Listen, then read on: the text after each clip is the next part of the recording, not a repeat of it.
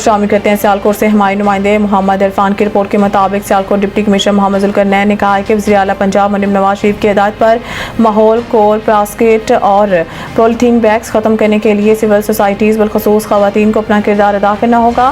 Grocery کے لیے کپڑے، پیپر اور رافیہ بیگز سمیت متبادل تھیلوں کا استعمال کرنا ہوگا۔ پلاسٹک کا بڑھتا ہوا استعمال ماحول کے لیے خطر بن چکا ہے۔ اس سال 4.81 ملین ٹن پلاسٹک جنریٹ ہو رہا ہے، جو انتہائی تشویشناک ہے۔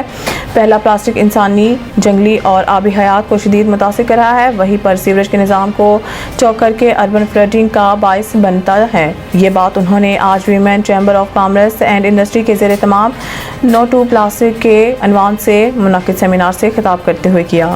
اسسٹنٹ کمشنر سیالکوٹ انا بابر، صدر women chamber of commerce Maryam Noman Butt, S V P Gulzeb Waqas Awan, Wahab Jahangir, S V P Amir Majid Kapoor, V P chairman ماحولیاتی committee chamber of commerce Jahangir Chaudhry کے علاوہ ممبران ویمن آف چیمبر اور مختلف شعبہ زندگی سے تعلق رکھنے والے افراد نے شرکت کی۔ قبل ازیں ڈپٹی کمشنر محمد ذوالقرنین نے پاپولیشن ویلفیئر کے عالمی دن کی مناسبت سے منعقدہ آگاہی واک میں شرکت کی۔ ڈپٹی کمشنر محمد ذوالقرنین نے کہا کہ پاکستان کی بڑھتی ہوئی آبادی اور وسائل کے درمیان توازن بگڑنے سے معاشی اور اقتصادی مسائل پیدا ہوگا۔ انہوں نے کہا کہ خاندان کا سائز اور وسائل کے مطابق ہونا خاندان کی خوشحال خاندان کی ضمانت ہے۔ ڈپٹی کمشنر محمد ذوالقرنین نے ڈسٹرکٹ ایمرجنسی ریسپانس کمیٹی برائے انسداد ڈینگی کے اجلاس کی بھی صدارت کی اور مچھروں کے سدباب کے لیے ضلع بھر میں ہاٹ اسپاٹ کے اینڈرائڈ بیس سرویلنس کو فل پروف ہونا چاہیے۔ بالخصوص موسم برسات کے آغاز میں مچھروں کو افزائش کا موقع مل سکتا ہے، اس کے لیے لازم ہے کہ کسی جگہ پر